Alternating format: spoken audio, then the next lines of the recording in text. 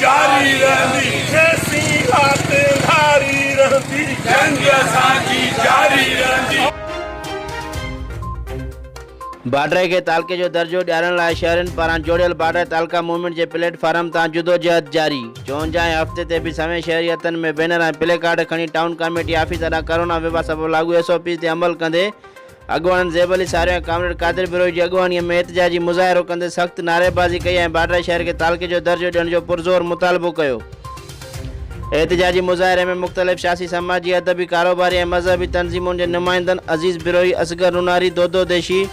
नूर मोहम्मद बुलेदी, मुसमात हकीम ज़ादी, advocate Siraj Soomro, Mohammad आलिम बिरोही, मोहम्मद अज़ीम मसण, अहमद बशीर नूनारी, असगर अली सारियो, अब्दुल हक कांदड़ो, गुलाम कादिर सोलंकी, असगर ढक्कण, ज़ीशान सोलंकी, मुस्लिम सारियो, Mehta power कोडल, मल्ला फिदा तुंजो, Fattah कोलाची, Mohammad Ali खुश्क, सहाफ़िन अब्दुल खालिक मुगेरी, अली अनवर अस्करी, निज़ाम कोलाची, अली रज़ा नूनारी, नबी रज़ा बलोच, मोहम्मद अमीन सियाल, वाहिद सिंधी ऐं ॿियनि शहरनि वॾे अंग में शिरकत कई।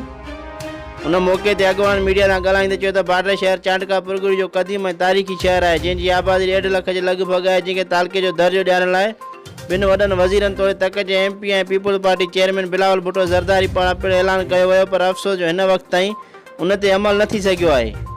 जंहिं करे असीं बाडर वासी गुज़िरियल 1 साल खां रोडनि ऐं रस्तनि ते बाडर तालका मूवमेंट जे प्लेटफॉर्म तां एहतजाज कंदा पिया अचूं, पर हुकुमराननि जे कननि ते का बि जूअ नथी चोरे। उन्हनि चयो त गुज़िरियल इलेक्शन में असीं पीपुल्स पार्टी जे नुमाइंदनि खे उन वाइदे सां वोट कयो हुयोसीं त पीपुल्स पार्टी जा नुमाइंदा चूंडिजी अचण खां पोइ बाडर खे तालके जो दर्जो ॾियारींदा, पर इक़्तिदार में अचण खां पोइ उहे नुमाइंदा पंहिंजा वाइदा विसारे वेही रहिया आहिनि ऐं हितां जे अवाम जे ॾिनल मैंडेट जी तौहीन कंदे पंहिंजे वोटर खे इज़त न ॾींदे आलीशान बंगलनि ऐं सरकारी दफ़्तरनि में वेही झंडे वारी गाॾीअ में घुमी इक़्तिदार जो मज़ो माणे रहिया आहिनि, पर मक़ामी माण्हुनि जे ॾुखनि ऐं अहंजनि जी खेनि का बि ख़बर न आहे। उन्हनि चयो त हितां जो अवाम सख़्तु गर्मीअ में रोडनि ते बीह एहतजाज कंदे खेनि पंहिंजो बुनियादी ऐं जाइज़ हक़ घुरी रहियो आहे ऐं शहरी खेनि पंहिंजा उहे वाइदा यादि ॾियारे रहिया आहिनि जेके हिननि हितां जे अवाम सां कया हुआ।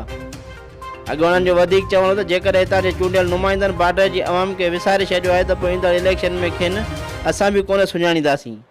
ऐं हू हितां जे अवाम मां ॿीहर वोट जी उमेद न रखनि। हिननि पुरज़ोर मुतालबो कंदे चयो त फौरी तौर बाडर तालके जो नोटिफिकेशन जारी करे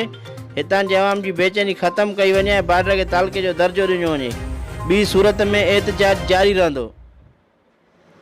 वाहिद Sindhi, Sindh social news, border.